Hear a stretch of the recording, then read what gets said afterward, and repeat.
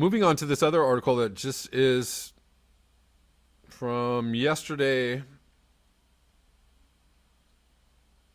This is from HuffPost. Arctic in dire condition as climate change ravages long frozen region, report warns. The impacts of a changing Arctic are not confined to those who live there.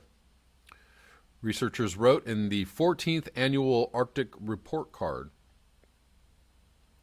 Climate change is transforming Arctic ecosystems in unprecedented and troubling ways, causing vast sheets of ice to melt, impacting local wildlife and threatening not just indigenous populations who live there, but communities around the world, researchers warned in a dramatic new report issued Tuesday.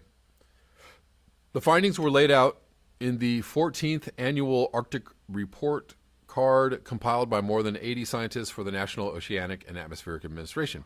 Researchers observed many troubling trends in the region. Temperatures in the Arctic were the second warmest on record for an 11-month period ending in August. The permafrost continues to thaw, potentially releasing up to 600 million tons of carbon into the atmosphere each year. And some fish populations in the Bering Sea, which supplies about 40% of the American seafood catch, have begun to migrate north as waters warm, threatening food webs.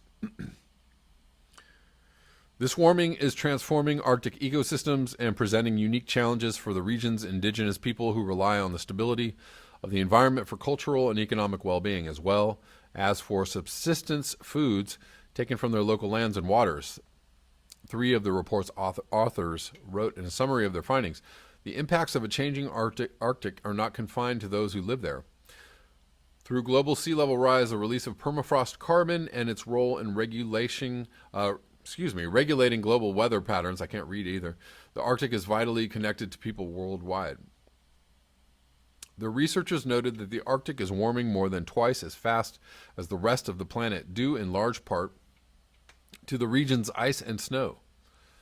When temperatures rise and the ice melts, the color of the ground changes and absorbs more sunlight. We know this, further warming the region in a feedback loop that contributes to more climate change.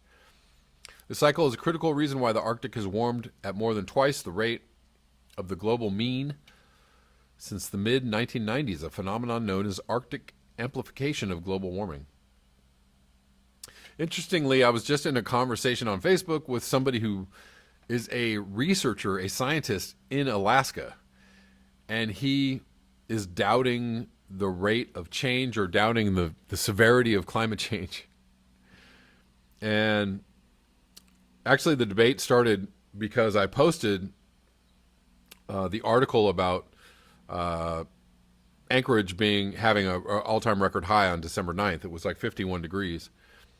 And I posted the article, and this guy was, like, I'm skeptical. I don't know. And I gave him all the stuff, and he's all, yeah, but I know all that. I've heard all that. And still, I don't know I really don't know where his mind was at. I'm not like, okay, here's all this evidence. And he's just like, yeah, but nah. Yeah, I don't know. It's just a feeling. Like, what's the feeling? The feeling is I'm just going to go with whatever I think is right or whatever makes me feel good. I don't know. This cycle is a critical reason why the Arctic has warmed at more than twice the rate. We've already read that. Report card also includes perspectives from indigenous elders who lived in the region for generations. For the first time, the Arctic is home to more than 70 indigenous communities who warned of a rapidly changing landscape that threatens the entire Bering Sea food chain. Or worse, it threatens the entire global food chain eventually. The world from our childhoods is no longer here. Our young children today are seeing so much change, but it is difficult for them to understand the pace. We are losing so much of our culture and connections to the resources from our ocean and lands. A separate paper published this month found Greenland's ice sheet is melting 7 times faster than in the 1990s, threatening hundreds of millions of people with sea level rise and impacting many of the Arctic's enigmatic species. If the trend continues, the sheet alone would add an additional 3 inches of sea level rise by the end of the century, or sooner, if you believe in feedback loops or tipping points kicking in and making this go faster and faster. Delegates from the more than 190 countries are currently meeting in Madrid this month as part of the United Nations annual climate summit, where they hope to hammer out how exactly the world can dramatically scale back greenhouse gas emissions. How exactly? This year's summit is the first blue conference, a nod to the importance the world's oceans play in regulating the climate. Well, thank you. All right. Everybody feel better now? I do. Man. I was feeling bad, but then, I read that and now I feel better. It's the first blue conference.